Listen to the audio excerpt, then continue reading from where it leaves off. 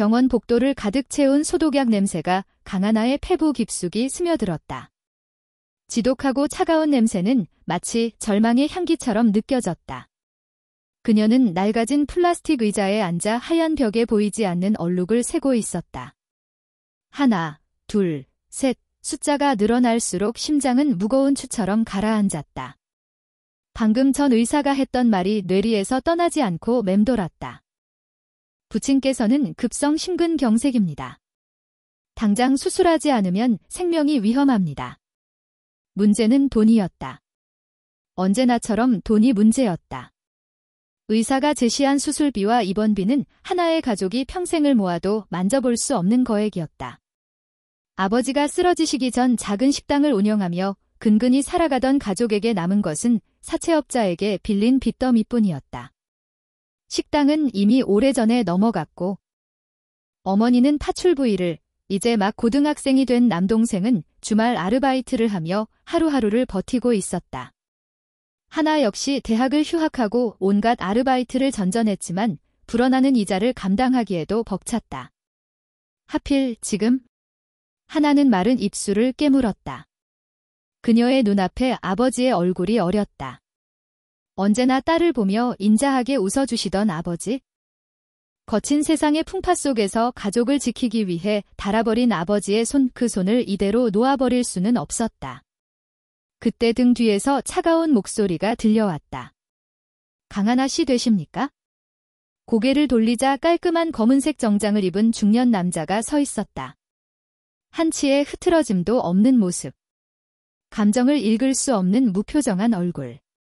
그는 자신을 TK그룹 법무팀의 김비서라고 소개했다. 대한민국을 움직이는 거대 기업의 이름이 왜 이런 누추한 병원 복도에서 들려오는지 하나는 이해할 수 없었다. 무슨 일로? 회장님께서 강하나 씨에게 드릴 제안이 있다고 하십니다. 김비서는 기계적인 어조로 말을 이었다. 그의 말은 한 문장 한 문장이 비수처럼 하나의 가슴에 꽂혔다. TK그룹의 유일한 후계자 권지혁. 몇 달 전 의문의 교통사고로 식물인간 상태에 빠진 남자. TK그룹의 회장이자 권지혁의 할아버지는 손자가 죽기 전에 짝을 맺어주고 싶어 했다. 그리고 그 상대로 수많은 여성들 중에 강하나가 선택되었다는 것이었다. 왜 하필 저예요? 하나의 목소리가 가늘게 떨렸다. 그녀는 TK그룹과 아무런 관련도 없었다. 하늘과 땅 차이만큼이나 다른 세계의 사람들이었다. 김비서는 서류 가방에서 야은 파일을 꺼내 보였다. 거기에는 하나의 가족에 대한 모든 정보가 담겨 있었다. 아버지의 병명, 심지어 남동생의 학교 성적까지. 그들은 하나의 모든 것을 꿰뚫어 보고 있었다.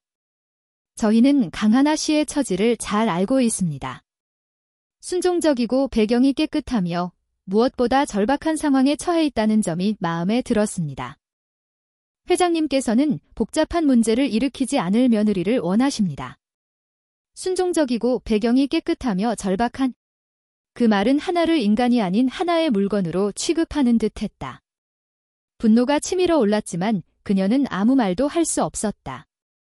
현실이 그녀의 목을 조르고 있었다. 결혼을 승낙하시면 강하나 씨 가족의 모든 빚을 청산해 드리겠습니다. 또한 부친의 수술비와 앞으로의 치료비 전액을 TK그룹에서 책임지겠습니다. 동생분의 학비 역시 대학 졸업까지 지원할 것을 약속드립니다. 거부할 수 없는 제안이었다. 악마의 속삭임처럼 달콤하고 치명적인 독처럼 위험했다. 식물인간과 결혼하는 것, 살아있는 시체와 평생을 묶여 살아가야 하는 것, 그것은 자신의 삶을 통째로 제물로 바치는 행위였다. 젊음, 사랑, 미래, 그 모든 것을 포기해야 했다. 생각할 시간이 많지 않습니다. 강하나 씨, 김비서의 말이 하나의 말을 잘랐다. 그는 손목시계를 확인하며 말했다. 오늘 자정까지 사채업자에게 상환해야 할 금액이 5천만 원이라고 들었습니다. 지금 당장 결정하지 않으시면 아버님의 수술은커녕 온 가족이 길거리에 나앉게 될 겁니다. 그것은 협박이었다. 정중한 말투 속에 숨겨진 잔인한 현실이었다. 하나는 눈을 감았다. 눈꺼풀 아래로 캄캄한 어둠이 밀려왔다. 그 어둠 속에서 어머니의 흐느낌과 동생의 겁에 질린 얼굴, 그리고 병상에 누워 희미한 숨을 내쉬는 아버지의 모습이 교차했다. 집으로 돌아오는 길은 지옥 같았다. 좁은 골목길에 들어서자 아니나 다를까 집 앞에 검은 양복을 입은 남자 3여명이 진을 치고 있었다. 그들은 집 안에서 들려오는 어머니의 비명에도 아랑곳하지 않고 쇠 파이프로 낡은 대문을 요란하게 두들겨댔다. 얘야, 박 여사, 오늘까지 돈 안 갚으면 내 딸년이고 아들놈이고 다 섬에 팔아버릴 줄 알아. 욕설과 함께 대문이 찌그러지는 소리가 들렸다. 하나는 숨을 죽인 채 담벼락 뒤에 몸을 숨겼다. 심장이 미친 듯이 뛰었다. 그녀가 할 수 있는 것은 아무것도 없었다. 경찰에 신고해봤자 소용없다는 것을 이미 알고 있었다. 그들은 벌금을 내고 풀려나면 더 악랄하게 가족을 괴롭힐 것이다. 그때 주머니 속에서 휴대폰이 진동했다. 김비서였다. 결정하셨습니까? 하나의 눈에서 뜨거운 눈물이 흘러내렸다. 그녀는 흐느낌을 참기 위해 입술을 피가 나도록 깨물었다. 대문 너머로 어머니의 절규가 들려왔다. 남동생이 누나를 부르며 우는 소리도 들렸다. 이 지옥을 끝낼 수 있는 방법은 단 하나뿐이었다. 하겠습니다. 뱀이 기어가는 듯한 목소리였지만 수화기 너머의 김비서는 똑똑히 들었을 것이다. 현명한 선택입니다. 지금 계신 곳으로 사람을 보내겠습니다. 계약서를 작성하고 약속한 금액을 처리해드리죠. 전화가 끊겼다. 얼마 지나지 않아 골목 어귀로 고급스러운 검은색 세단 한 대가 미끄러지듯 들어왔다. 차에서 내린 것은 김비서와 다른 남자 2명이었다. 사채업자들은 갑작스러운 고급 세단의 등장에 잠시 주춤했다. 김비서는 사채업자들을 쳐다보지도 않고 하나에게 다가와 정중하게 고개를 숙였다. 이제부터 저희가 처리하겠습니다. 예비 사모님. 예비 사모님. 그 낯선 호칭이 하나의 가슴을 갈기갈기 찢어놓았다. 김비서가 손짓하자 뒤에 있던 남자들이 사채업자들에게 다가갔다. 짧은 대화가 오갔고 곧바로 계좌이체가 이루어졌다. 돈이 입금된 것을 확인한 사채업자들은 의기양양하게 으르렁대던 기세는 온데간데 없이 굽실거리며 사라졌다. 모든 것이 순식간에 정리되었다. 돈의 위력이었다. 상황이 정리되자 김비서는 하나에게 차에 타기를 권했다. 차 안에는 이미 한 장의 혼인계약서가 준비되어 있었다. 조항은 간단했다. 권지혁의 법적인 아내가 될 것, 그의 재산에 대한 권리를 주장하지 않을 것, 외부에는 행복한 부부인 것처럼 행동할 것, 그리고 권지혁이 사망할 때까지 그의 곁을 지킬 것. 하나는 펜을 든 손이 떨렸다. 이 종이 한 장에 자신의 인생을 팔아넘기는 것이었다. 그녀의 눈앞에 다시 아버지의 얼굴이 떠올랐다. 이 계약서에 서명하면 아버지를 살릴 수 있다. 어머니와 동생을 지옥에서 구해낼 수 있다. 그래, 내 인생 하나로 가족 모두를 살릴 수 있다면 그걸로 된 거야? 그녀는 눈을 질끈 감고 자신의 이름을 적어 내려갔다. 나에세 글자를 쓰는 동안 그녀의 청춘과 꿈과 미래가 잉크와 함께 종이에 스며들어 사라지는 것 같았다. 계약서의 서명이 끝나자마자 김비서의 휴대폰으로 전화가 걸려왔다. 그는 정중하게 전화를 받았고 짧게 예, 회장님. 모든 것이 순조롭게 진행되었습니다. 라고 보고했다. 그리고는 하나에게 말했다. 아버님은 즉시 저희 그룹 소유의 VIP 병원으로 옮겨져 최고의 의료진에게 수술을 받게 될 겁니다. 가족분들 역시 안전한 곳으로 모셨습니다. 이제 강하나 씨는 저희와 함께 가셔야 합니다. 모든 것이 일사천리로 진행되었다. 하나는 반항할 수도 거부할 수도 없었다. 그녀는 그저 거대한 시스템의 부속품처럼 정해진 길을 따라 움직일 뿐이었다. 차는 서울의 야경을 뒤로하고 도시 외곽에 위치한 거대한 저택으로 향했다. 권씨 가문의 저택은 성이라고 불러도 좋을 만큼 웅장하고 화려했다. 하지만 그 화려함 속에는 어떤 온기도 느껴지지 않았다. 차가운 대리석 바닥, 높다란 천장, 벽에 걸린 갈비싼 그림들. 모든 것이 하나를 압도하고 위축시켰다. 하나는 사용인들의 안내를 받아 2층의 가장 큰 방으로 이끌렸다. 그곳이 그녀와 권지혁의 침실이 될 곳이었다. 방 안은 최고급 가구들로 채워져 있었지만 병실처럼 소독 냄새가 희미하게 풍겼다. 그리고 방 중앙에 놓인 거대한 침대 위에 한 남자가 누워 있었다. 권지혁. 사진으로만 보았던 남자. 사고 전 그는 대한민국 모든 여성들의 선망의 대상이었다. 뛰어난 경영 능력, 조각 같은 외모, 냉철한 카리스마. 하지만 지금 하나의 눈앞에 있는 것은 차갑게 식어가는 밀랍 인형에 불과했다. 창백한 얼굴, 미동도 없는 몸, 감겨있는 눈. 그의 가슴팍이 아주 미세하게 오르내리는 것을 보고서야 그가 살아있다는 것을 겨우 인지할 수 있었다. 오늘부터 이곳이 사모님의 공간입니다. 필요한 것이 있으면 언제든 벨을 누르십시오. 사용인이 차갑게 말하고는 방을 나갔다.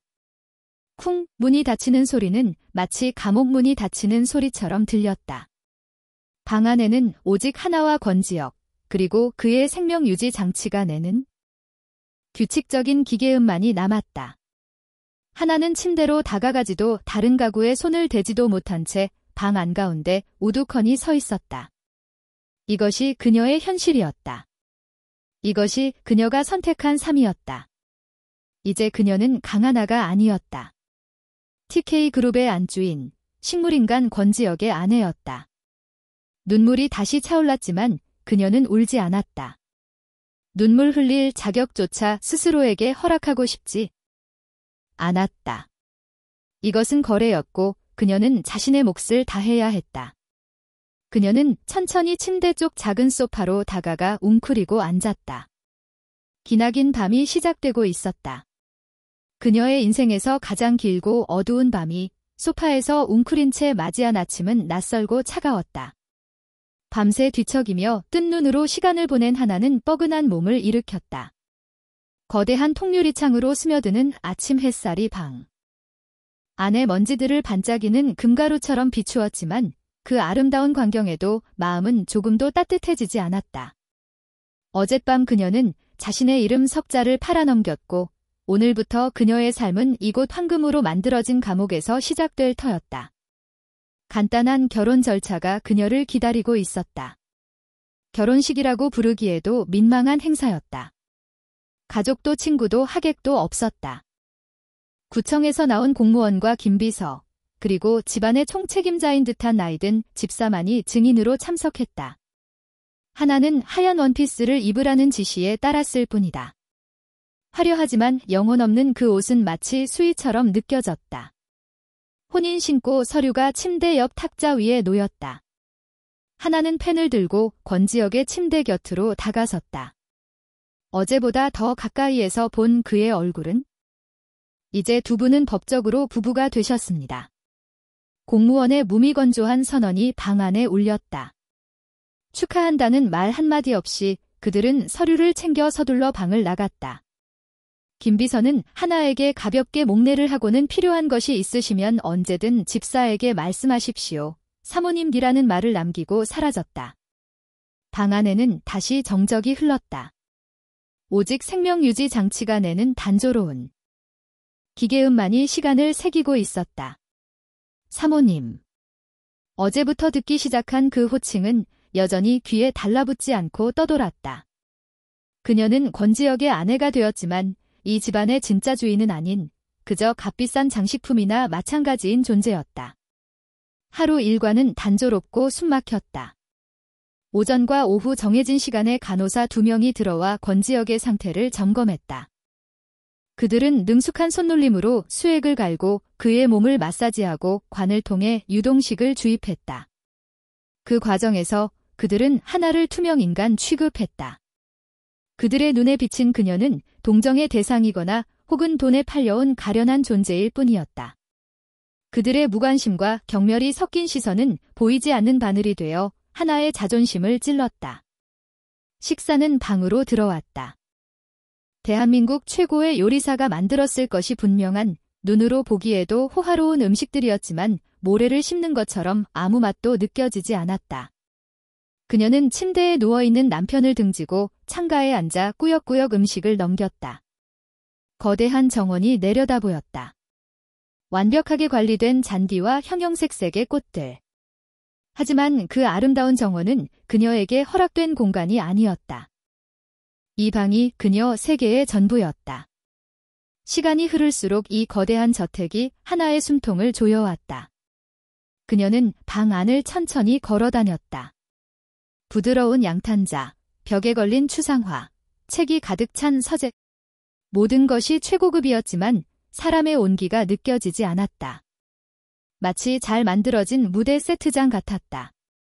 그리고 그녀는 이 무대 위에서 권지혁의 아내라는 역할을 연기해야 하는 배우였다. 문득 그녀는 서재의 책상 위에 놓인 앨범 하나를 발견했다. 조심스럽게 앨범을 펼치자 사고 이전의 권지혁의 모습이 담긴 사진들이 나타났다.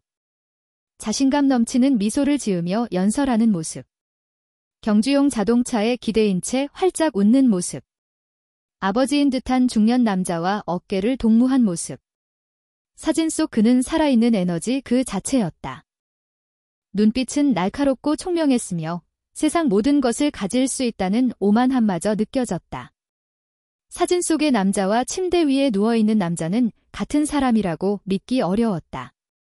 저토록 찬란하게 빛나던 한 인간이 한순간에 모든 것을 잃고 기계에 의지해 숨만 쉬는 존재가 되어버린 것이다. 하나는 자신도 모르게 연민을 느꼈다. 돈에 팔려온 자신의 처지도 비참했지만 세상의 정점에서 한순간에 나락으로 떨어진 이 남자의 운명 또한 가혹하기 짝이 없었다. 밤이 깊어졌다. 마지막으로 권지혁의 상태를 확인한 간호사가 방을 나갔다. 밤새 별일은 없을 겁니다. 혹시라도 기계 알람이 울리면 이 버튼을 누르세요.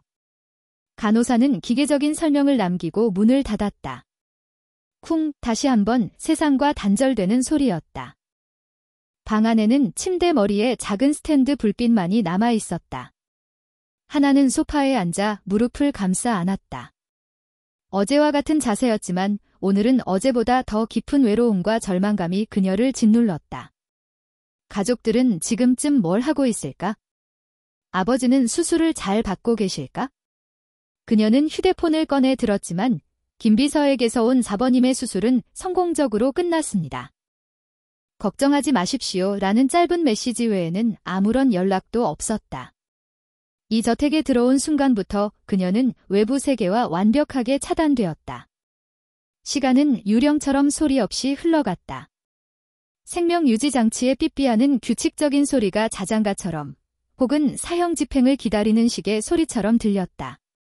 피로가 몰려와 눈꺼풀이 천근만근 무거워졌다. 이대로 잠들었다가 내일 아침 다시. 이 절망적인 현실과 마주해야 한다는 사실이 끔찍했다. 그녀는 자리에서 일어나 침대 쪽으로 다가갔다.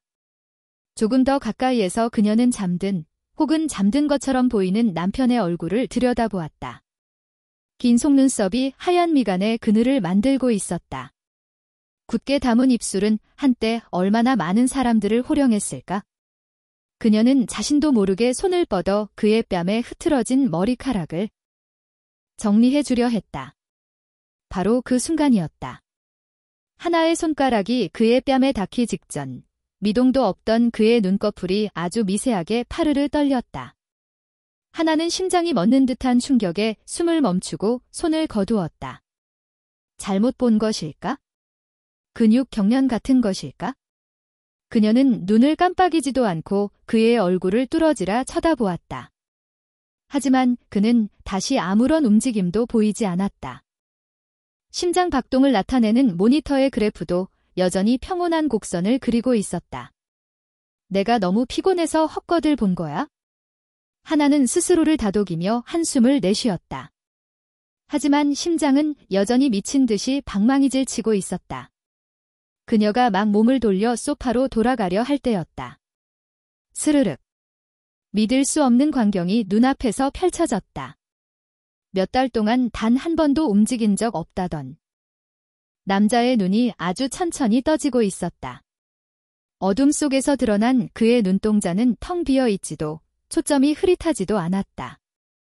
그 눈은 밤하늘의 흑석처럼 깊고 날카로웠으며 놀라움으로 굳어버린 하나의 얼굴을 정확하게 꿰뚫어 보고 있었다. 하나의 머릿속이 하얗게 비어버렸다. 비명조차 나오지 않았다. 공포와 혼란이 뒤섞여 몸이 돌처럼 굳어버렸다. 식물인간. 분명히 의사가 그렇게 진단했다. 그런데 지금 이 남자의 눈빛은 살아있다. 너무나도 선명하게 살아있다. 그리고 그가 입을 열었다. 몇 달간 사용하지 않아 잠겨있던 목소리. 거칠고 낮게 갈라졌지만 그 안에 담긴 힘과 권위는 숨길 수 없었다. 내 얼굴에 뭐 묻었나, 강하나 씨? 그의 목소리는 정적을 깨고 방 안에 울려 퍼졌다. 하나는 자신의 귀를 의심했다. 그녀의 이름을 너무나도 또렷하게 부르고 있었다. 그것이 끝이 아니었다. 남자, 권지혁은 천천히 상체를 일으켰다. 그의 몸에 연결되어 있던 각종 센서들이 그의 움직임에 따라 스르르 끌려왔지만 경고음 하나 울리지 않았다. 그는 마치 오랫동안 잠을 자고 일어난 사람처럼 아무렇지 않게 침대에 걸터 앉았다. 그리고는 굳어버린 하나를 향해 고개를 돌리며 희미하지만 분명한 미소를 지어 보였다. 내 아내가 된 걸 축하해. 오늘이 우리의 첫날 밤이잖아. 그의 입가에 걸린 조소 섞인 미소는 사진 속에서 보았던 자신감 넘치던 재벌 3세의 모습 그대로였다. 강하나의 세상이 무너져 내렸다. 혹은 그녀가 굳게 믿고 있던 현실이라는 땅이 사실은 얇은 얼음판에 불과했다는 것을 깨달았다. 얼음이 깨지고 그녀는 차갑고 어두운 진실의 심연 속으로 끝없이 추락하고 있었다. 눈앞의 남자는 분명 권지혁이었지만 어제까지 그녀가 알던 식물인간 권지혁이 아니었다. 그는 살아있는 포식자처럼 예리한 눈빛으로 먹잇감의 반응을 살피는 지배자였다. 놀란 모양이군. 권지혁이 나지막이 말했다. 그는 침대에서 일어나 방 안에 숨겨진 벽장을 열었다. 그 안에는 간이 냉장고와 옷가지들이 들어 있었다. 그는 생수 한 병을 꺼내 하나에게 건넸다. 마셔. 얼굴이 새하얗게 질렸으니까. 하나는 기계적으로 물병을 받아들었지만 마실 생각조차 하지 못했다.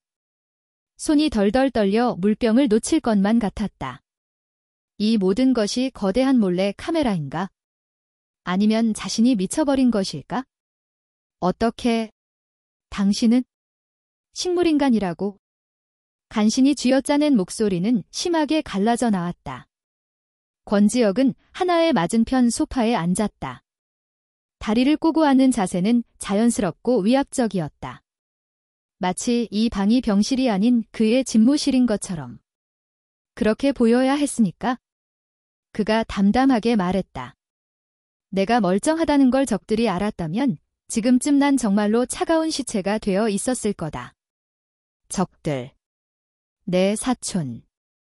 권태민 상무를 알지? 하나가 고개를 끄덕였다. TK그룹의 실세이자 권지혁의 가장 유력한 경쟁자로 언론에 오르내리던 인물이었다. 몇 달 전 냈다 단순한 사고가 아니었어. 권태민이 꾸민 짓이었지? 브레이크에 손을 댄 놈이 나를 세상에서 영원히 지워버리려고 했어? 권지혁의 목소리는 차분했지만 그 안에는 얼음 같은 분노가 서려 있었다. 운 좋게 목숨은 건졌지만 상황은 최악이었지. 권태민은 병원까지 장악하고 의사들을 매수해서 내가 회복 불가능한 식물인간이라고 발표하게 만들었어. 내가 의식이 없는 동안 그룹을 통째로 삼키려는 속셈이었지. 하나의 머릿속에서 흩어져 있던 퍼즐 조각들이 맞춰지기 시작했다. 이 결혼의 진짜 목적, 자신을 선택한 이유, 이 모든 부자연스러운 상황들이 비로소 이해가 되었다. 하지만 권태민이 간과한 게 있어? 이 병원 원장이 돌아가신 내 아버지의 오랜 친구라는 사실을. 원장님과 내 비서 김비서, 단 두 사람의 도움으로 난 의식을 되찾은 사실을 숨길 수 있었지. 그리고 지난 몇 달간 난 이 침대에 누워 꼼짝없이 죽은 척하며 권태민이 스스로 무덤을 파는 걸 지켜보고 있었던 거고. 그의 설명은 치밀하고 논리적이었다. 그의 몸에 부착된 센서들은 김비서가 특수 제작한 것으로 그의 실제 생체 신호와 상관없이 정상적인 식물인간의 데이터를 전송하도록 조작되어 있었다. 정기적으로 들어오는 간호사들은 아무것도 모르는 일반 직원들이었다. 모든 것이 완벽한 연극이었다. 그럼 저는 왜? 바로 그게 핵심이야. 강하나 씨, 권지혁이 몸을 앞으로 기울였다. 그의 눈빛이 칼날처럼 날카로워졌다. 난 내 성 안에 갇혀있는 왕이나 마찬가지야. 내 충신들은 권태민의 감시 때문에 내게 접근조차 할 수 없어. 내게는 눈과 귀가 되어줄 사람이 필요했지. 권태민이 의심하지 않을 사람, 그의 바로 옆에서 모든 걸 보고 들을 수 있는 사람. 그의 시선이 하나의 심장을 꿰뚫는 것 같았다. 권태민의 어머니. 즉 내 숙모는 아주 오만하고 사람을 무시하는 여자야. 그녀는 며느리로 자신보다 못한 여자를 들여 아들을 더 돋보이게 만들고 싶어 했지. 가난하고 절박하고 아무런 배경도 없어서 쉽게 조종할 수 있는 여자. 그래서 그들이 당신을 선택한 거야? 당신의 모든 약점을 쥐고 있으니 절대 배신하지 못할 거라고 확신했겠지. 모욕감에 피가 거꾸로 솟는 것 같았다. 그녀는 그저 가난하고 약하다는 이유로 이 거대한 음모의 장기말로 선택된 것이었다. 그녀의 절박함이 그들에게는 가장 좋은 무기였던 것이다. 그들의 오만함이 바로 내가 이용할 무기다. 권지혁이 말을 이었다. 그들은 당신을 벌레 보듯 무시하고 경계하지 않을 거야? 당신은 그들의 집안을 자유롭게 돌아다니며 그들의 대화를 엿듣고 그들의 계획을 알아낼 수 있는 유일한 사람이야. 강하나, 당신은 내 트로이의 목마가 되어줘야겠어. 그것은 제안이 아니었다. 명령이었다. 하나는 선택의 여지가 없다는 것을 깨달았다. 이 남자의 비밀을 알아버린 이상, 그녀는 이제 공범이었다. 거부한다면 그녀와 그녀의 가족은 TK그룹의 흔적도 없이 사라져 버릴지도 모른다. 내가 뭘 하면 되죠? 목소리는 떨렸지만 그녀는 그의 눈을 똑바로 쳐다보며 물었다. 공포 속에서도 이대로 희생자로 남고 싶지는 않았다. 이왕 지옥에 떨어진 거라면 맨손으로라도 살아남을 길을 찾아야 했다. 그녀의 대답이 마음에 들었다는 듯 권지혁의 입가에 옅은 미소가 스쳤다. 일단은 지금처럼만 행동해. 세상 물정 모르는 순진한 아내 역할을 완벽하게 연기하는 거야? 그들이 주는 무시와 동정을 기꺼이 받아들여. 그럴수록 그들의 경계심은 허물어질 테니. 그리고 보고 듣는 모든 것을 나에게 보고해. 사소한 대화, 방문객, 전화통화 내용, 그들의 표정 변화까지도. 그는 작은 버튼 하나를 그녀에게 건넸다. 이건 비상 호출기야. 내가 없는 낮 시간에 위급한 상황이 생기거나 중요한 정보를 입수했을 때 눌러. 그럼 김비서가 즉시 조치를 취할 거다. 그리고 밤에는 이렇게 우리가 단둘이 있을 때 모든 것을 브리핑하는 거야? 그들의 침실은 이제 병실이 아닌 비밀스러운 작전 본부가 되었다. 이 일이 성공하면 당신에게 약속했던 것 이상을 주지. 권지혁의 목소리에 힘이 실렸다. 빚과 병원비는 기본이고 당신과 당신 가족이 평생 누구에게도 무시당하지 않고 살 수 있을 만큼의 부와 안전을 보장하겠다. 하지만 만약 날 배신한다면? 그는 말을 끝맺지 않았지만 그 침묵이 어떤 위협보다도 더 무겁게 하나를 짓눌렀다. 하나는 생각했다. 그녀는 어차피 선택권이 없었다. 권씨 집안의 판려와 식물인간의 수발을 들며 평생을 인형처럼 살아가나 아니면 목숨을 걸고 이 남자의 편에 서서 복수를 돕고 자유를 얻어내나? 어느 쪽도 쉽지 않은 길이었지만 후자에는 적어도 희망이라는 것이 있었다. 자신의 운명을 스스로 개척할 수 있는 아주 작은 가능성. 그녀는 주먹을 꽉 쥐었다. 손톱이 손바닥을 파고드는 아픔이 오히려 정신을 또렷하게 만들었다. 알겠습니다. 그녀는 단호하게 말했다. 당신을 돕겠습니다. 하지만 저도 조건이 있습니다. 권지혁의 눈썹이 살짝 치켜 올라갔다. 이 순종적인 어린 양이 감히 조건을 내건다는 사실에 흥미를 느낀 듯 했다. 말해봐. 첫째, 이 일이 진행되는 동안 우리 가족의 안전을 완벽하게 보장해주세요. 머리카락 한 올이라도 다치게 해선 안 됩니다. 둘째, 이 모든 일이 끝나면 저는 제 가족과 함께 아무도 모르는 곳에서 조용히 살고 싶습니다. 당신과 TK그룹 그 누구의 간섭도 받지 않고요. 마지막으로 하나는 숨을 한 번 고르고 말했다. 다시는 저를 이런 식으로 이용하지 마세요. 저를 당신의 장기말로 선택한 건 당신이지만 이 판에 뛰어들기로 결정한 건 저 자신입니다. 저는 당신의 부하가 아니라 당신의 파트너로서 협력하는 겁니다. 방 안에 팽팽한 긴장감이 흘렀다.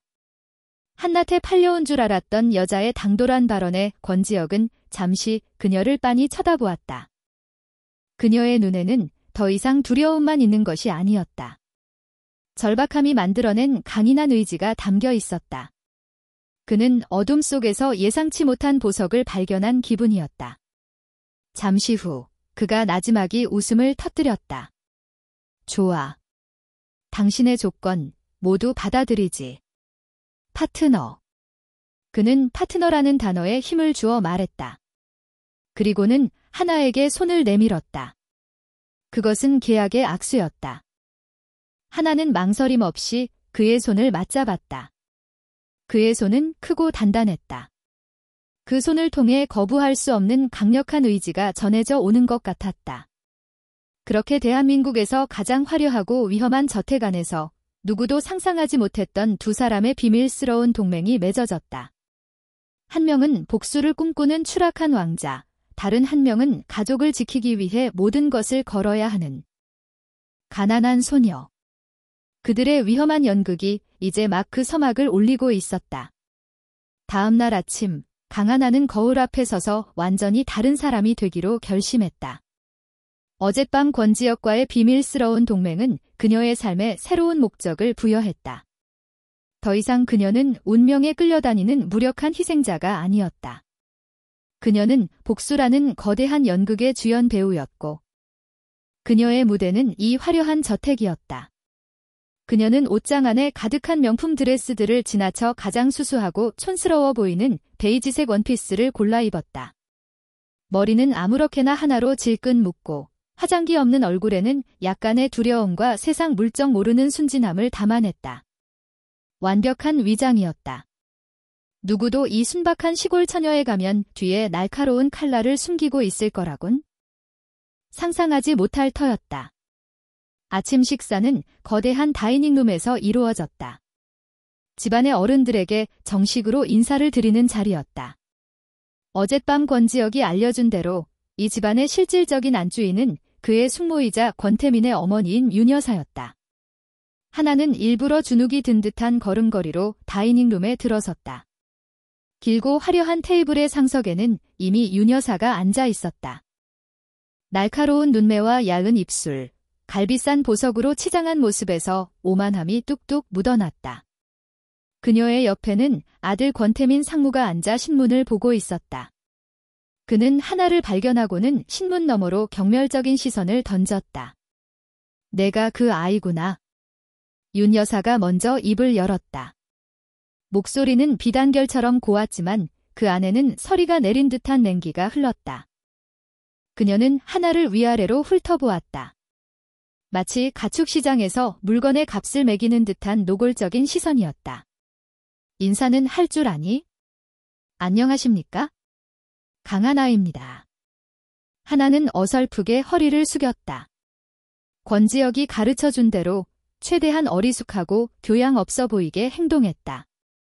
윤 여사는 코웃음을 쳤다. 하긴 너 같은 애한테 뭘 바라겠니? 앉아라. 밥은 먹여줄 테니. 모욕적인 언사였지만 하나는 묵묵히 고개를 숙이고 의자에 앉았다. 그녀의 순종적인 태도가 마음에 들었는지 윤 여사의 표정이 조금 누그러졌다. 듣자 하니 아비는 병상에 누워있고 집안은 빚더미라지? 넌 정말 운이 좋은 줄 알아라.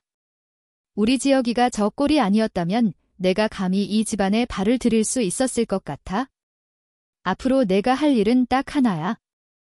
2층에서 쥐 죽은 듯이 지내면서 식물인간이 된 내 조카 시중이나 잘 들고. 쓸데없는 생각 말고 분수껏 행동하란 말이다. 알겠니? 네, 명심하겠습니다. 그때까지 아무 말 없이 지켜보던 권태민이 신문을 내려놓으며 대화에 끼어들었다. 어머니, 뭘 그리 길게 설명하십니까? 돈 보고 들어온 애한테 그냥 시키는 대로만 하면 밥 굶을 일은 없을 거라고 말해주면? 충분하죠. 그는 하나를 향해 비웃음을 흘렸다. 그래, 돈 맛이 어떻던가? 평생 만져보지도 못할 돈이 통장에 들어오니 압이고 뭐고 다 있게 되던가? 날카로운 말들이 비수가 되어 하나의 심장에 꽂혔다. 하지만 그녀는 얼굴에 아무런 감정도 드러내지 않았다. 오히려 약간 겁을 먹은 듯한 표정으로 고개를 더 깊이 숙였다. 그녀의 이런 반응이 그들을 만족시켰을 것이다. 그들은 자신들의 발밑에서 설설끼는 약자를 보며 우월감을 느끼는 유형의 인간들이었다. 그래, 마음껏 비웃어. 마음껏 무시해. 당신들의 그 오만함이 나를 지켜주는 가장 완벽한 방패가 될 테니까. 식사가 끝나고 하나는 도망치듯 2층으로 올라왔다. 문이 닫히자마자 그녀는 참았던 숨을 몰아쉬었다. 가면을 쓰고 연기하는 것은 생각보다 훨씬 더 많은 감정. 소모를 요구했다. 그녀는 권지혁이 누워있는 침대로 다가가 마치 하소연하듯 중얼거렸다. 당신 숙모랑 사촌, 정말 대단한 사람들이네요. 나 같은 건 사람으로도 안 보는 것 같아요. 물론 대답은 없었다. 하지만 그녀는 이제 혼자가 아니라는 것을 알았다. 이 방 안에는 그녀의 유일한 아군이, 그녀의 연기를 지켜보는 유일한 관객이 있었다. 그날 이후 하나의 이중 생활이 본격적으로 시작되었다. 낮 동안 그녀는 순진하고 어리숙한 새끼 강하나를 연기했다. 그녀는 저태간을 어슬렁거리며 마치 길을 잃은 아이처럼 이곳저곳을 기웃거렸다. 사용인들은 그녀를 없는 사람 취급했고 윤여사와 권태민은 그녀의 존재 자체에 별다른 신경을 쓰지 않았다. 그들의 눈에 하나는 그저 움직이는 장롱과 다를 바 없었다. 바로 그 점을 하나는 철저하게 이용했다. 그녀는 일부러 서재 청소를 돕겠다고 나섰다. 권태민이 업무를 보는 공간이었다. 집사는 못마땅한 표정을 지었지만 새 안주인의 의욕을 차마 꺾을 수는 없었다. 하나는 책 먼지를 터는 척하며 그의 책상 위에 놓인 서류들을 곁눈질로 훑어보았다. 알아보기 힘든 전문 용어와 숫자들 뿐이었지만 그녀는 반복적으로 등장하는 블루 파이퍼 프로젝트라는 단어를 기억해 두었다. 또한 그녀는 거실에서 뜨개질을 하는 척하며 윤여사의 전화 통화를 엿들었다. 윤여사는 주로 친구들과 명품이나 부동산에 대한 수다를 떨었지만 가끔은 아들 권태민의 사업에 대해 자랑을 늘어놓기도 했다. 우리 태민이가 요즘 얼마나 바쁜지 몰라. 무슨 해외 자원 개발 사업이라는데 그것만 성공하면 TK그룹은 완전히 우리 태민이 차지가 될 거야. 식물인간 따위는 이제 신경 쓸 필요도 없지. 하나는 뜨개질 바늘을 움직이는 손은 멈추지 않은 채 해외 자원 개발 사업이라는 단어를 머릿속에 새겼다. 그렇게 낮 동안 수집한 정보들은 밤이 되면 고스란히 권지혁에게 보고되었다. 블루 파이퍼 프로젝트. 그리고 해외 자원 개발. 밤이 되어 모두가 잠든 시간. 침대에서 일어난 권지혁은 하나의 보고를 들으며 미간을 찌푸렸다. 블루 파이퍼는 내가 사고를 당하기 직전에 중단시킨 프로젝트야. 사업성이 불투명하고 비자금을 조성할 위험이 너무 크다고 판단했지. 그걸 권태민이 다시 추진하고 있는 건가? 자세한 내용은 모르겠어요. 하지만 오늘 오후에 아주 수상해 보이는 사람들이 권상무를 찾아왔었어요. 서류 가방을 들고 서재로 들어갔는데 나올 때는 빈손이었어요. 하나의 말에 권지혁의 눈빛이 날카롭게 빛났다. 인상착의는 한 명은 키가 크고 말랐는데 목에 거미 문신이 있었어요. 다른 한 명은 뚱뚱하고 웃을 때 금리가 보였고요. 하나는 자신이 본 것을 최대한 상세하게 묘사했다. 그녀의 뛰어난 관찰력과 기억력에 권지혁은 내심 놀라는 눈치였다. 그는 잠시 생각에 잠기더니 입을 열었다. 아마 사채업자나 해결사 같은 놈들일 거다. 프로젝트를 강행하기 위한 검은 돈이 필요했겠지. 권지혁은 하나가 가져온 단서들을 통해 권태민의 계획을 꿰뚫어 보고 있었다. 권태민이 무리하게 프로젝트를 추진하며 회사의 자금을 빼돌리고 그 과정에서 어둠의 세력과 손을 잡고 있다는 그림이 그려졌다. 잘했어, 강하나. 권지혁이 처음으로 칭찬의 말을 건넸다. 당신이 내 생각보다 훨씬 더 유능한 파트너가 될 수도 있겠군. 그의 칭찬에 하나의 가슴 한 구석이 따끔거렸다. 칭찬을 받아서가 아니었다. 자신도 모르는 사이에 이 위험한 스파이 역할에 점차 익숙해지고 심지어 약간의 재능까지 보이고 있다는 사실이 스스로를 낯설게 만들었다. 하루는 윤 여사가 주최하는 사모님들의 티파티가 저택 정원에서 열렸다. 하나는 당연히 그 자리에 불려나갔다. 윤 여사는 하나를 사람들 앞에 세워두고 마치 애완동물을 소개하듯 말했다. 이번에 우리 집안에 새로 들어온 아이예요. 보다시피 좀 모자라지만 마음은 착하답니다. 지혁이가 저렇게 누워있으니 옆자리가 허전해서 내가 잠시 데리고 있는 거예요. 사모님들은 호호 웃으며 하나에게 동정 어린 시선을 보냈다. 어머, 딱하게 됐네. 그래도 저런 애라도 옆에 있는 게 어디야? 그들의 말과 시선 속에는 가시가 숨어 있었다. 하나는 얼굴을 붉히며 고개를 숙이는 연기를 했다. 그녀의 순진한 모습에 만족한 사모님들은 곧 그녀에게 흥미를 잃고 자기들끼리의 대화에 빠져들었다.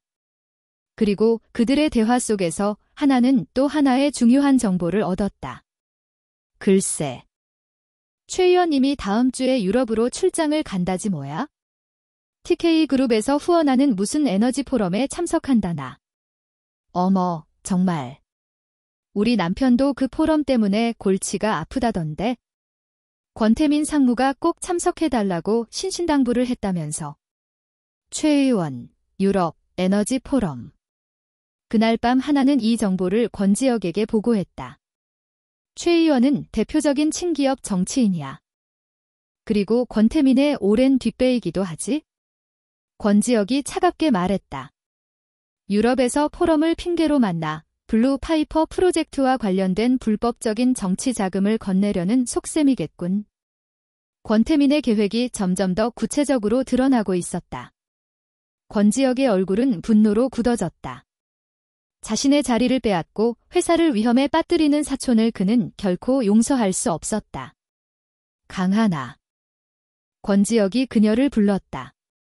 이제 더 위험한 일을 해야 할지도 몰라. 괜찮겠어? 그의 눈에는 걱정과 시험하는 듯한 빛이 동시에 담겨 있었다. 하나는 망설임 없이 고개를 끄덕였다. 이미 이 배에 올라탄 이상 중간에 내릴 곳은 없었다. 배가 목적지에 도착하든 아니면 폭풍에 휩쓸려 가라앉든 그녀는 끝까지 함께할 생각이었다. 괜찮아요. 어차피 제 인생은 이 집에 발을 들인 순간부터 제 것이 아니었으니까요. 그녀의 담담한 대답에 권지혁은 잠시 말을 잃었다. 그는 돈 때문에 팔려온 이 여자의 연약한 모습 뒤에 강철 같은 의지가 숨어 있다는 것을 다시 한번 깨달았다. 그들은 단순한 계약 관계를 넘어 서로의 운명을 짊어진 진정한 파트너가 되어가고 있었다. 권태민의 유럽 출장이 코앞으로 다가오면서 저택 안의 공기는 눈에 보이지 않는 팽팽한 긴장감으로 가득 찼다. 권지혁의 예측대로라면 권태민은 이번 출장을 통해 최 의원에게 거액의 불법 정치 자금을 건네 블루 파이퍼 프로젝트의 최종 승인을 받아낼 계획이었다. 그것을 막지 못하면 권지혁의 복수는 시작도 해보기 전에 물거품이 되고 TK그룹은 돌이킬 수 없는 수렁에 빠지게 될 터였다. 시간이 없었다. 밤마다 열리는 둘만의 비밀 회의에서 권지혁의 표정은 날이 갈수록 어두워졌다. 권태민의 서재에 결정적인 증거가 있을 거야. 계약서 초안이나 자금 흐름을 증명할 수 있는 이면 장부 같은 것, 그가 낮은 목소리로 말했다. 하지만 그곳은 24시간 감시되고 있어. 낮에는 권태민이 자리를 비우지 않고 밤에는 잠금 장치와 적외선 감지기까지 작동시켜. 개미 새끼 한마디도 들킬 수 없지? 그의 말에는 무력감이 묻어났다. 아무리 뛰어난 전략가라도 침대 위에 묶인 몸으로는 할 수 있는 일이 없었다. 그의 눈과 귀, 손과 발이 되어줄 사람은 오직 강하나뿐이었다. 제가 들어가 볼게요. 하나가 결심한 듯 말했다. 그녀의 말에 권지혁의 눈이 커졌다. 무슨 수로? 거긴 전문 보안 업체가 설계한 시스템이야. 잘못 건드렸다간 경보음이 울리고 당신은 그 자리에서 도둑으로 몰릴 거다. 방법이 있어요. 하나는 차분하게 말을 이었다. 며칠 동안 지켜봤는데 매주 수요일 오후 3시는 저택 전체의 전력을 점검하는 시간이에요. 약 5분 동안 모든 전원이 차단돼요. 물론 비상 전력이 바로 공급되지만 그 짧은 순간 동안은 보안 시스템도 무력화될 거예요. 그녀는 단순한 관찰을 넘어 저택의 시스템과 규칙까지 파악하고 있었다. 권지혁은 다시 한번 그녀의 치밀함에 놀랐다. 하지만 여전히 위험했다. 5분은 너무 짧아. 서재 안에 수백 개의 서류들 속에서 증거를 찾아내기엔 턱없이 부족한 시간이야. 그래서 당신의 도움이 필요해요. 하나는 권지혁을 똑바로 바라보았다. 서재의 구조, 서류들이 보통 어디에 보관되는지, 권태민의 습관 같은 것들을 알려주세요. 제가 찾아야 할 서류의 형태나 특징도요. 그럼 시간을 단축할 수 있을 거예요. 그것은 완벽한 협동 작전이었다. 권지혁의 두뇌와 하나의 실행력. 둘은 그날 밤 늦게까지 서재의 도면을 바닥에 그려가며 작전을 세웠다.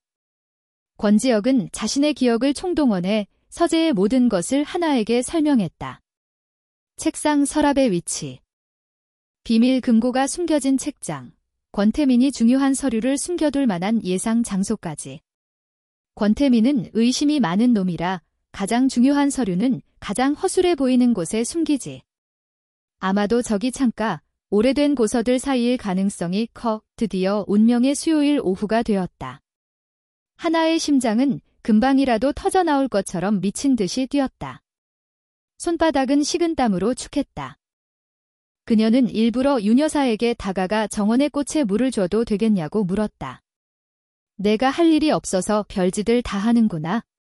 마음대로 해라. 다만 비싼 꽃 상하게 하지 말고. 윤 여사의 허락은 작전의 완벽한 알리바이가 되어 주었다. 하나는 물뿌리개를 들고 정원으로 나갔다. 그녀의 시선은 2층 서재의 창문을 향해 있었다. 오후 2시 58분. 작전 시작 2분 전이었다. 그녀는 심호흡을 하며 마인드 컨트롤을 했다. 나는 순진한 강하나다. 나는 아무것도 모른다. 정확히 3시 정각. 저택 전체의 불이 일순간 깜빡이며 꺼졌다. 정원의 분수대도 멈췄다. 전력 점검이 시작된 것이다. 하나는 물뿌리개를 내려놓고 그림자처럼 재빠르게 건물 안으로 들어갔다. 사용인들의 눈을 피해 2층으로 향하는 비상 계단을 이용했다. 심장이 목구멍까지 차오르는 것 같았지만 걸음은 멈추지 않았다. 서재문은 잠겨 있지 않았다. 권태민은 전력 점검 시간 동안에는 잠금 장치가 무용지물이라는 사실을 알기에 굳이 문을 잠그지 않았던 것이다. 그의 오만함이 또 한 번의 허점을 만들어냈다. 하나는 조심스럽게 문을 열고 안으로 들어섰다. 어두운 서재 안은 잉크와 낡은 종이 냄새로 가득했다. 그녀는 망설일 시간이 없었다. 곧장 권지혁이 말해준 가짜 책장으로 향했다. 셰익스피어, 톨스토이. 먼지 쌓인 고서들이 빼곡했다. 가장 허술해 보이는 곳 오 그녀는 책들을 훑어보다가 유독 한 권의 책이 눈에 띄었다. 다른 책들과 달리 손때가 거의 묻지 않은 깨끗한 가죽 표지의 책, 위장용으로 끼워놓은 것이 분명했다.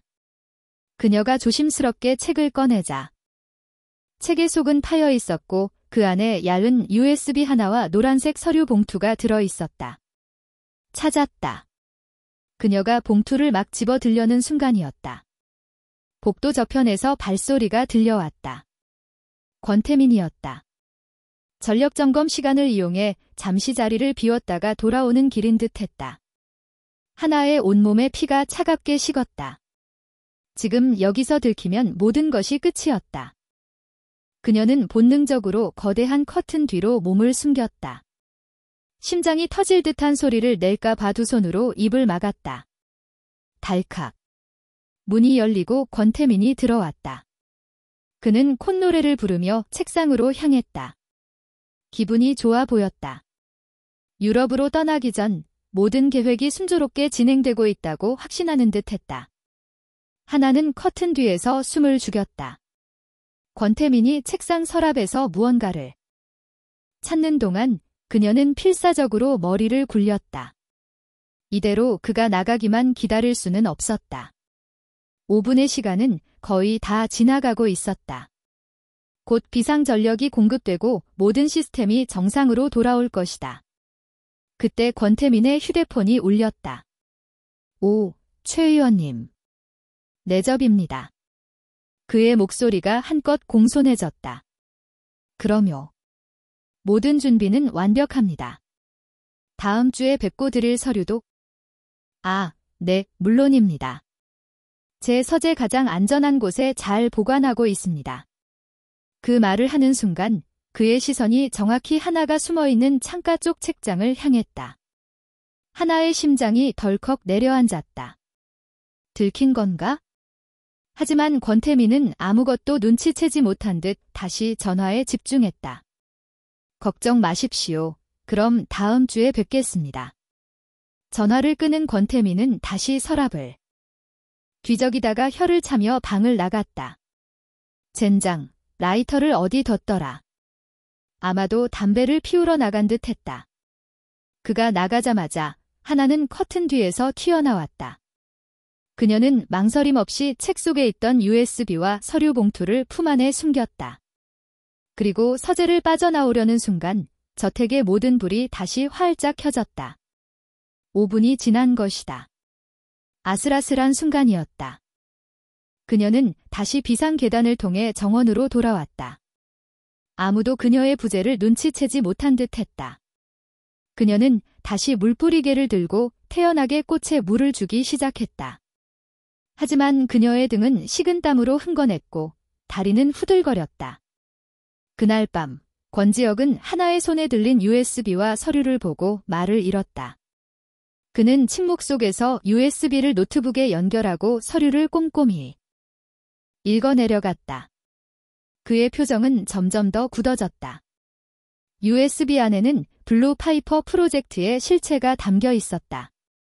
그것은 해외 자원 개발을 빙자한 거대한 돈 세탁 계획이었다. 유령 회사를 통해 자금을 빼돌리고 그 돈의 일부를 최 의원과 같은 정치인들의 비자금으로 상납하는 구조였다. 서류는 그 자금의 흐름을 상세하게 기록한 이면 장부였다. 권태민의 친필 서명까지 들어간 빼도 박도 못할 증거였다. 해냈군. 권지혁이 나지막이 말했다. 그의 목소리에는 안도감과 함께 하나에 대한 경외감마저 섞여 있었다. 당신이 정말로 해냈어. 강하나, 이제 어떻게 되는 건가요? 이걸로 권태민을 끝낼 수 있어? 하지만 아직 때가 아니야? 권지혁의 눈이 차갑게 빛났다. 놈은 지금 축배를 들 준비를 하고 있겠지? 가장 높은 곳까지 올라갔다고 생각하는 순간 가장 처참하게 끌어내려야 해. 그게 진짜 복수니까? 그의 계획은 단순히 권태민의 비리를 폭로하는 것에서 그치지 않았다. 그는 권태민이 자신의 손으로 쌓아올린 모든 것을 자신의 눈앞에서 무너뜨리게 만들 작정이었다. 하지만 그들의 작은 승리를 비웃기라도 하듯 위기는 예고 없이 찾아왔다. 며칠 후 권태민이 갑자기 저택의 모든 사용인들을 소집했다. 그의 손에는 작은 보석 브로치 하나가 들려 있었다. 이게 오늘 아침 내 서재 바닥에서 발견됐다. 그의 날카로운 시선이 사용인들을 하나하나 훑었다. 이건 우리 어머니가 특별히 주문 제작한 것으로 이 집안 여자들만 가지고 있는 물건이지. 그런데 왜 이게 내 서재에 떨어져 있었을까? 하나의 심장이 바닥으로 떨어졌다. 그 브로치는 며칠 전 윤 여사가 너 같은 애한테는 어울리지도 않지만 그래도 구색은 갖춰야 하니 라며 던져주었던 것이었다. 아마도 그날 서재에 잠입했을 때 서두르다가 떨어뜨린 모양이었다. 권태민의 차가운 시선이 마침내 하나에게 와서 멈췄다. 강하나 씨, 당신도 이 브로치를 가지고 있지 않나? 모든 사람의 시선이 하나에게로 쏠렸다. 그녀는 빠져나갈 구멍이 없는 덫에 걸린 짐승처럼 그 자리에서 얼어붙었다. 권태민의 입가에 잔인한 미소가 걸렸다. 그는 처음부터 그녀를 의심하고 있었던 것이다. 권태민의 차가운 시선이 독사의 혀처럼 강하나를 향했다.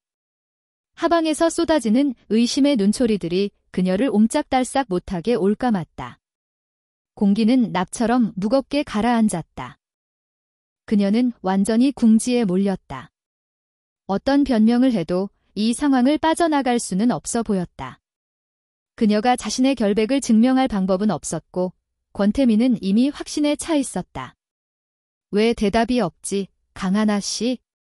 권태민이 조소하며 그녀에게 한 걸음 다가왔다. 내 서재에서 뭘 한 건가?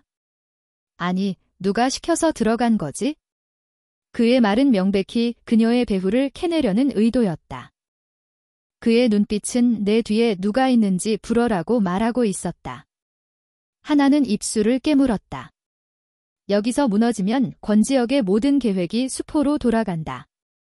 그녀가 뭐라고 입을 열려는 찰나 거실 입구에서 침착한 목소리가 들려왔다. 그 브로치는 제가 부탁드린 물건입니다. 상무님. 모두의 시선이 목소리가 들린 곳으로 향했다. 그곳에는 언제나처럼 단정한 모습의 김비서가 서 있었다. 그는 태연한 표정으로 거실 안으로 들어와 권태민과 하나 앞에 섰다. 김비서, 이게 무슨 소리야? 권태민이 미간을 찌푸렸다. 김비서는 가볍게 고개를 숙이며 말했다. 회장님, 아니, 지금은 병상에 계신 도련님의 감각치료요법의 일환으로 가끔 예전에 읽으시던 책을 찾아다 드리고 있습니다. 며칠 전 서재 앞복도 책장에 꽂혀있는 시집을 사모님께 부탁드렸습니다. 아마 그때 떨어뜨리신 모양입니다. 완벽한 거짓말이었지만 너무나도 그럴듯했다. 김비서는 권지혁의 가장 충성스러운 수하였고 그의 말에는 무게가 실려 있었다. 식물인간이 된 주인을 위해 뭐라도 해보려는 충신의 모습은 다른 사람들이 보기에도 충분히 납득할 만한 그림이었다. 권태민의 얼굴이 미세하게 굳어졌다. 그는 김비서의 말을 믿지 않았다. 하지만 대체로 충성심의 상징인 김비서를 그리고 이제 막 집안에 들어온 어리숙한 새끼를 공개적으로 신문하는 것은 그의 이미지에 좋을 것이 없었다. 특히 곧 있을 출국을 앞둔 시점에서는 더욱 그랬다. 그런가? 권태민은 잠시 뜸을 들이다가 이내 비열한 미소를 지었다. 그럼 앞으로는 물건 간수 잘하도록 해, 강하나 씨. 이런 비싼 물건은 당신 같은 사람이 잃어버리면 큰일 나니까. 그는 상황을 가난한 여자의 부주의로 몰아가며 자신의 의심을 거두는 척했다. 하지만 그의 눈빛은 여전히 차가웠다. 그는 이 일을 그냥 넘어가지 않을 것이다. 하나는 등골을 타고 흐르는 식은땀을 감추며 조용히 고개를 숙였다. 거대한 폭풍이 지나간 듯 했다. 하지만 이것은 폭풍의 끝이 아니라 시작에 불과했다. 그날 이후 권태민의 계획은 더욱 가속화되었다. 그는 TK그룹의 임시 주주총회를 소집했다. 안건은 단 하나, 장기적인 의식불명 상태인 권지혁 대표이사의 해임 및 신임 대표이사 선임이 건이었다. 권지혁을 법적으로 완벽하게 끌어내리고 자신이 그 자리를 차지하기 위한 마지막 수순이었다. 주주총회당인 TK그룹 본사 대강당은 수많은 주주들과 기자들로 인산인해를 이뤘다. 권태민은 가장 비싸 보이는 맞춤 정장을 입고 자신감 넘치는 모습으로 단상에 섰다. 그의 옆에는 어머니 윤 여사가 만족스러운 미소를 지으며 앉아 있었다. 강하나는 유족 대표 자격으로 그들의 반대편 가장자리에 조용히 앉아 있었다. 그녀는 여전히 슬픔에 잠긴 가련한 아내를 연기하고 있었다. 하지만 그녀의 심장은 거대한 전쟁을 앞둔 병사처럼 격렬하게 뛰고 있었다. 권태민의 연설이 시작되었다. 그는 준비된 연설문을 읽으며 사촌의 비극에 대한 안타까움을 표하고 위기에 빠진 그룹을 구하기 위해 자신이 나설 수밖에 없다는 당위성을 역설했다. 위선으로 가득 찬 그의 목소리가 강당 전체에 울려 퍼졌다. 존경하는 주주 여러분. 저의 사촌 권지혁 회장은 불의의 사고로 인해 다시는 우리 곁으로 돌아올 수 없는 상태가 되었습니다. 슬픔을 뒤로하고 이제 우리는 TK그룹의 미래를 위해 결단을 내려야 할 때입니다. 그는 의사들이 발급한 권지혁의 회복 불가능 진단서를 대형 스크린에 띄웠다. 모든 것이 그의 시나리오대로 흘러가고 있었다. 주주들은 웅성거리기 시작했고 대부분이 그의 의견에 동조하는 분위기였다. 이에 저는 권지혁 회장의 해임안을 발의하는 바입니다. 그리고 감히 제가 그 뒤를 이어 TK그룹을 이끌 새로운 선장이 되고자 합니다. 권태민이 연설을 마치자 그의 편에 선 이사들의 주도하에 우레와 같은 박수가 터져나왔다. 의장이 해임안 표결을 선언했다. 전자투표가 시작되고 찬성률이 무서운 속도로 올라갔다. 90%, 91%, 92%. 권태민의 입가에 승리의 미소가 번졌다. 모든 것이 끝났다고 생각하는 순간이었다. 쾅. 강당의 육중한 뒷문이 거칠게 열렸다. 모든 사람의 시선이 일제히 문 쪽으로 향했다. 눈부신 역광 속에서 한 남자의 실루엣이 나타났다. 처음에는 모두가 경호원이나 뒤늦게 도착한 관계자라고 생각했다. 하지만 그 남자가 천천히 한 걸음 한 걸음 안으로 들어서자 강당 안의 모든 소음이 거짓말처럼 사라졌다. 사람들은 숨을 멈췄다. 믿을 수 없다는 듯 눈을 비볐다. 단상 위에 있던 권태민의 얼굴은 하얗게 질려갔다. 그 남자는 몇 달 동안 병상에 누워있던 바로 그 남자였다. 권지혁. 그는 휠체어도 지팡이도 없이 완벽하게 건강한 모습으로 한때 자신의 왕국이었던 곳을 향해 걸어오고 있었다. 그의 걸음거리는 사냥감을 향해 다가가는 맹수처럼 당당하고 위압적이었다. 그의 눈빛은 얼음장처럼 차갑게 단상 위에 굳어버린 사촌을 향해 있었다. 말도 안 돼. 권태민이 귀신이라도 본 듯 중얼거렸다. 그의 몸이 사시나무처럼 떨리기 시작했다. 권지혁은 수많은 사람들의 충격적인 시선을 가르며 단상을 향해 걸어왔다. 강당 안은 물을 끼얹은 듯 조용했다. 오직 그의 구두 발소리만이 또렷하게 울려 퍼졌다. 마침내 단상 앞에 선 권지혁은 마이크를 잡았다. 그리고 강당 전체를 향해 얼어붙은 모든 사람들을 향해 입을 열었다. 그의 목소리는 낮고 차분했지만 그 어떤 고함보다도 강력한 힘을 담고 있었다. 내가 없는 동안 내 집에서 잔치를 벌이고 있었군, 권태민. 그 한마디에 강당은 아수라장이 되었다. 기자들의 카메라 플래시가 미친 듯이 터졌고 주주들은 경악과 혼란 속에서 웅성거렸다. 너는 유령이야. 내가 어떻게... 권태민이 공포에 질려 소리쳤다. 유령이 되길 바랐겠지? 권지혁이 그를 차갑게 쏘아붙였다. 내가 내 차 브레이크를 고장냈을 때, 내가 의사를 매수해서 나를 식물인간으로 만들었을 때, 넌 내가 영원히 깨어나지 못할 거라고 생각했겠지. 거짓말이야. 증거 있어? 권태민이 발악하듯 외쳤다. 증거. 권지혁의 입가에 냉소가 어렸다. 그는 객석에 앉아있는 하나를 향해 손짓했다. 내 아내가 모든 것을 증명해 줄 거다. 그 순간 모든 스포트라이트가 하나에게로 향했다. 그녀는 더 이상 가련한 연기를 하지 않았다. 그녀는 차갑고 침착한 표정으로 자리에서 일어나 흔들림 없는 걸음으로 단상을 향해 걸어갔다. 그녀의 손에는 작은 USB 하나가 들려 있었다. 권태민은 하나의 손에 들린 USB를 보고 모든 것이 끝났음을 직감했다. 그의 얼굴에서 피기가 완전히 사라졌다. 하나는 단상 위 컴퓨터에 USB를 연결했다. 그리고 잠시 후 대형 스크린에는 권태민이 그토록 감추고 싶어 했던 진실이 나타났다. 블루 파이퍼 프로젝트라는 이름 아래 자행된 수천억 원대의 돈 세탁 내역, 최 의원을 비롯한 정치 인사들에게 건네진 불법 자금 장부, 유령 회사를 설립한 계약서들.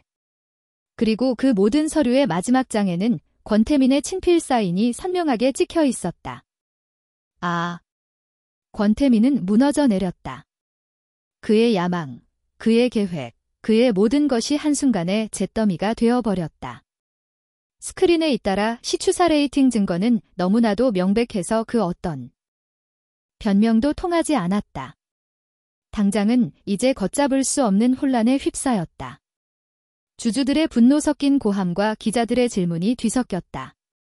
바로 그때 강당의 문이 다시 열리고 검사들과 수사관들이 들이닥쳤다. 김비서의 제보를 받고 대기하고 있던 것이었다. 권태민 씨, 특정 경제범죄 가중처벌 법상 횡령 및 배임, 살인 미수 혐의로 긴급 체포합니다. 권태민은 수사관들의 손에 무력하게 끌려나갔다. 그는 마지막까지 직원 함정이야. 권지혁, 이 놈이 꾸민 짓이야. 라며 발악했지만 그의 외침은 승자의 귀환 앞에 공허한 메아리가 될 뿐이었다. 모든 것이 끝났다. 화려했던 반역은 처참한 실패로 막을 내렸다.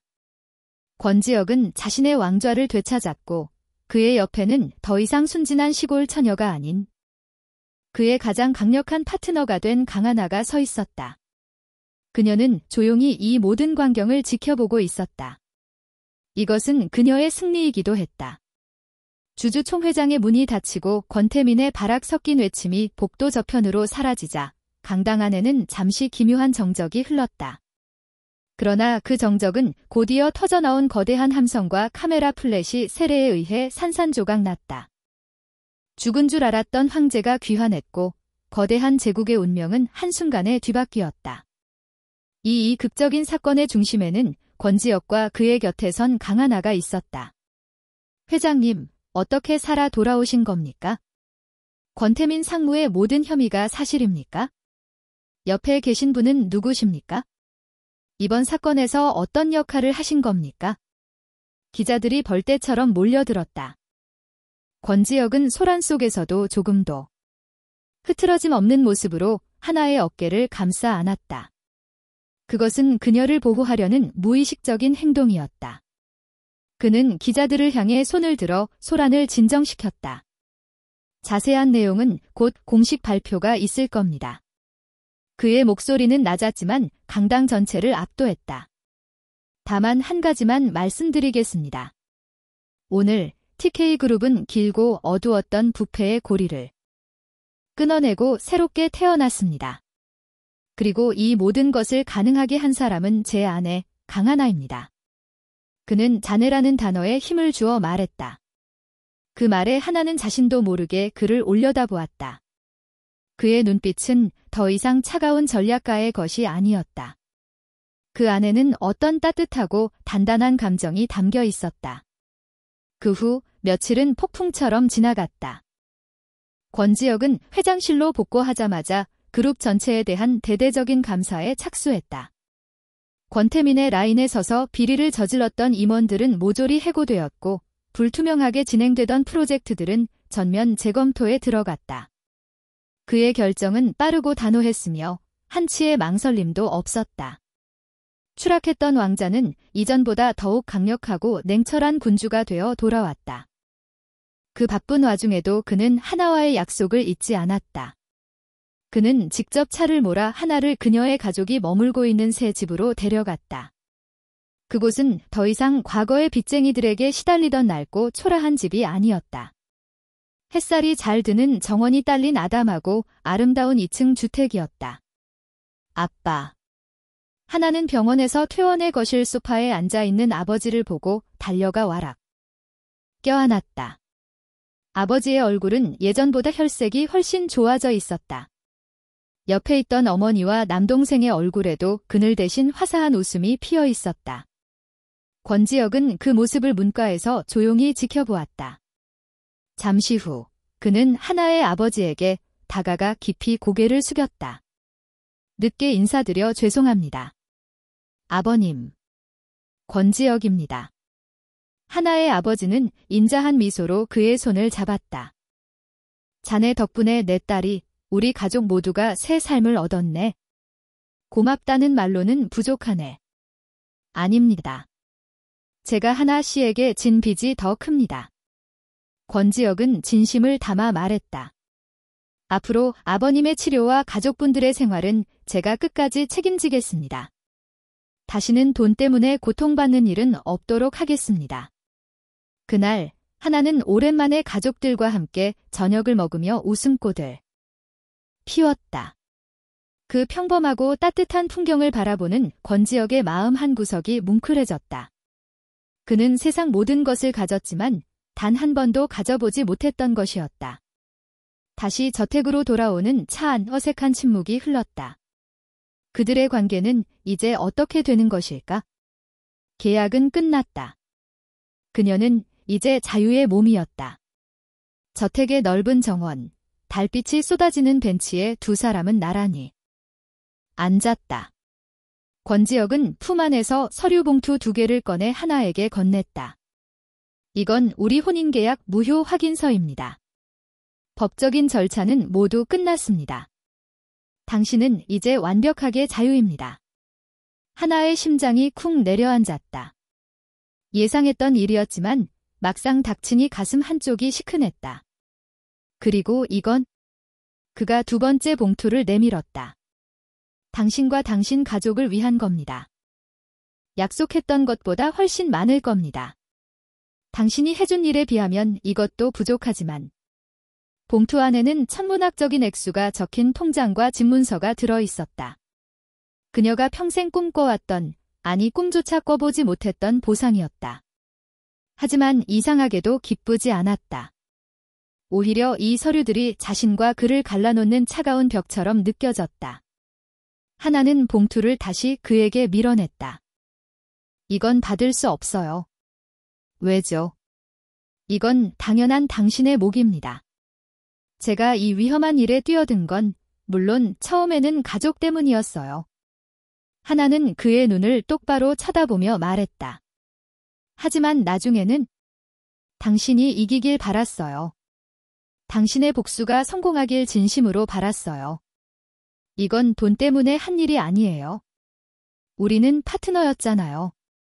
그녀의 말에 권지혁은 잠시 말을 잃었다. 그는 늘 모든 것을 거래라고 생각했다. 대가를 치르고 원하는 것을 얻는다. 하지만 이 여자는 그 계산법을 완전히 깨뜨려 버렸다. 그는 씁쓸하게 웃으며 고개를 저었다. 나는 당신을 이용했습니다. 강하나 씨, 당신의 절박함을, 당신의 순수함을 내 복수를 위한 도구로 삼았죠. 그런 내게 파트너라는 말은 과분합니다. 아니요. 하나가 단호하게 말했다. 당신이 나를 선택했을지는 몰라도 그 판에 뛰어들기로 결정한 건 저 자신이었어요. 그리고 나는 당신을 봤어요. 침대 위에서 아무것도 할 수 없을 때 당신이 느꼈을 절망과 분노를요. 난 단지 도구가 아니라 당신의 유일한 희망이 되고 싶었어요. 달빛 아래 그녀의 눈동자가 호수처럼 깊고 투명하게 빛나고 있었다. 권지혁은 그 눈을 더 이상 피할 수 없었다. 그는 자신의 마음속 가장 깊은 곳에 있던 진심을 꺼내놓아야만 했다. 당신 말이 맞아요. 처음엔 당신을 그저 쓸모있는 장기말이라고 생각했습니다. 하지만 당신은 내 예상을 언제나 뛰어넘었죠. 당신은 약하지 않았고 어리숙하지도 않았습니다. 오히려 누구보다 강하고 지혜로웠습니다. 어둡고 차가운 내 복수의 길에 당신은 유일한 빛이었습니다. 그는 자리에서 일어나 그녀의 앞에 섰다. 그리고는 그녀에게 손을 내밀었다. 계약은 끝났습니다. 강하나. 하지만 나는 우리의 파트너십이 끝나길 바라지 않습니다. 그의 목소리가 미세하게 떨리고 있었다. 당신이 내 곁을 떠나는 걸 원하지 않습니다. 이건 회장으로서의 명령이나 복수를 위한 계약이 아닙니다. 남자 권지혁으로서 당신에게 하는 부탁입니다. 내 곁에 진짜 내 사람으로 있어주지 않겠습니까? 그의 손은 따뜻했다. 하나의 눈에서 뜨거운 눈물이 흘러내렸다. 그것은 슬픔의 눈물이 아니었다. 지독했던 과거를 씻어내고 새로운 새벽을 맞이하는 기쁨의 눈물이었다. 그녀는 말없이 미소 지으며 그의 손을 잡았다. 그들의 손이 맞잡히는 순간 돈으로 시작된 거짓 결혼은 끝이 나고 진심으로 이어진 진짜 사랑이 시작되고 있었다. 6개월 후 TK그룹의 사회공헌재단 이사장 취임식. 단상 위에 선 강하나는 이전의 어리숙한 모습은 온데간데 없이 자신감 있고 지적인 모습으로 재단의 비전을 발표하고 있었다. 그녀는 자신의 경험을 바탕으로 소외되고 어려운 환경에 처한 사람들을 돕는 사업을 이끌어갈 예정이었다. 그녀의 연설에 사람들은 아낌없는 박수를 보냈다. 행사장 맨 뒷자리에서 권지혁은 그런 그녀를 자랑스러운 눈빛으로 바라보고 있었다. 이제 그녀는 더 이상 그의 그림자 속에 있는 존재가 아니었다. 그녀는 그와 나란히 서서 자신만의 빛을 비추는 동등한 파트너였다. 취임식이 끝나고 하나가 그에게 다가와 활짝 웃었다. 나 잘했죠? 물론이지. 내가 본 연설 중에 최고였어. 권지혁이 그녀의 손을 자연스럽게 잡았다. 두 사람의 손가락에 끼워진 똑같은 디자인의 반지가 햇살을 받아 반짝였다. 그들의 가장 길고 어두웠던 밤은 지나갔다. 이제 두 사람 앞에는 함께 만들어갈 찬란한 아침만이 기다리고 있었다.